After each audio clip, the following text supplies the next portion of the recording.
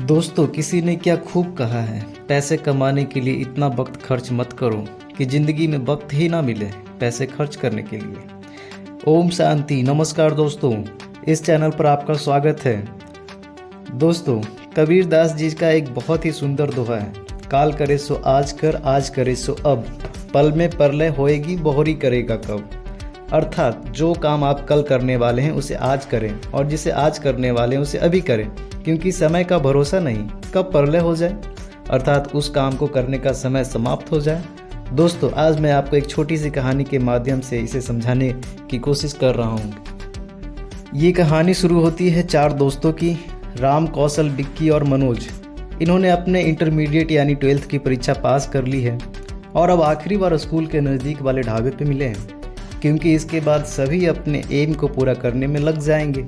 इसलिए वहाँ से जाते जाते उन्होंने एक अजीब सी शर्त लगाई कि बाद में मालूम नहीं हम एक साथ मिल पाएंगे या नहीं, लेकिन आज से ठीक 40 वर्ष बाद इसी ढाबे पर मिलेंगे। 1 जनवरी का दिन वो रहेगा और लास्ट में जो आएगा बिल वही पेड करेगा। और सभी ने यह शर्त मान भी ली। वहीं पास में खड़ा वेटर छोटू भी मुस्कुराया और बोला, साहब यह बड़ी अच्छी शर्त है। यदि 40 वर्ष बाद मैं जीवित रहा तो आप लोगों को एक साथ जरूर देखना चाहूँगा। दोस्तों, समय बीतता गया और फिर 40 वर्ष बाद वो 1 जनवरी का दिन भी आ गया। सबसे पहले कौशल आया और देखा कि वहाँ पर जो ढाबा हुआ करता था वो बहुत बड़ा होटल बन गया है। आसपास में बड़ी बड़ी इमारतें हैं। कौशल जब होटल के अंदर जाता है और उसके मालिक से मिलता है तो उसे पहचान जाता है, क्योंकि वह वही वेटर था जो पहले ढाबे पर काम करता था। होटल का मालिक यानी छोटू उसे कहता है, साहब आप इस टेबल पर बैठें। तभी वहाँ विक्की और कौशल भी पहुँच जाते हैं। वो तीनों एक दूसरे को देख बहुत खुश होते हैं और आपस में ढेर सारी बातें करते हैं। कौशल आज एक बहुत बड़ा डॉक्टर बन गया है, उसका अपना हॉस्पिटल है। विक्की ने इंजीनियरिंग की पढ़ाई कर एक बहुत बड़ा सिविल इंजीनियर बन गया है, तथा मनोज एक बिजनेसमैन है तथा एक बड़ी कंपनी का मालिक है। तीनों आपस में बातें कर ही रहे थे कि होटल के मालिक ने तीनों को खाने के लिए कुछ स्टार्टर दिया और कहा कि सर आप लोग खाना चालू करें, राम सर आते ही होंगे।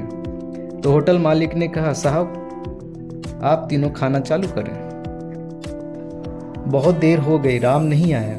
तीनों ने कहा कि जब तक राम नहीं आएगा तब तक वो भोजन नहीं खाएंगे। इस पर होटल मालिक ने कहा, साहब आप तीनों भोजन कर लीजिए, बहुत देर हो गई है। बहुत देर हो जाने पे वो तीनों भोजन कर लेते हैं। शर्त के अनुसार मनोज लेट से आया था तो मनोज बिल पेड करने गया। तो होटल मालिक ने कहा, साहब बिल तो पेड है। वो अचंभा हुआ कि अरे बिल कैसे पेड हो गया, लास्ट में तो मैं आया था। तभी होटल मालिक छोटू कहता है कि साहब राम सर ने पहले ही टेबल बुक कर दिया था और बिल भी भर दिए थे। तभी वो तीनों पूछते हैं कि राम आया क्यों नहीं, जब हम उससे मिलेंगे तो अच्छी तरह खबर लेंगे। और फिर वो तीनों होटल से बाहर जाने लगे।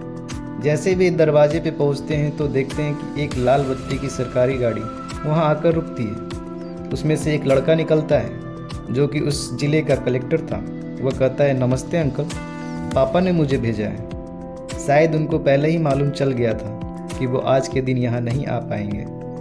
पापा को कैंसर हो गया था, आज वो इस दुनिया में नहीं है। वो एक सरकारी टीचर थे और उन्होंने मुझे इस लायक बनाया कि मैं आज इस जिले का कलेक्टर हूँ। पापा ने 1 महीना पहले ही सारा अरेंजमेंट कर दिया था और मुझे सबसे लास्ट में जाने को कहा था ताकि आप लोग इस दिन को एंजॉय कर सकें। यह सुन तीनों दोस्त बहुत दुखी होते हैं और सोचते हैं शायद हमें समय का इंतज़ार न कर पहले ही आपस में मिल लेना चाहिए था। तो दोस्तों, ये थी आज की स्टोरी। तो हमें भी समय का इंतज़ार नहीं करना चाहिए, किसी काम को आगे के लिए नहीं टालना चाहिए और हमें भी हर काम समय पे कर लेना चाहिए।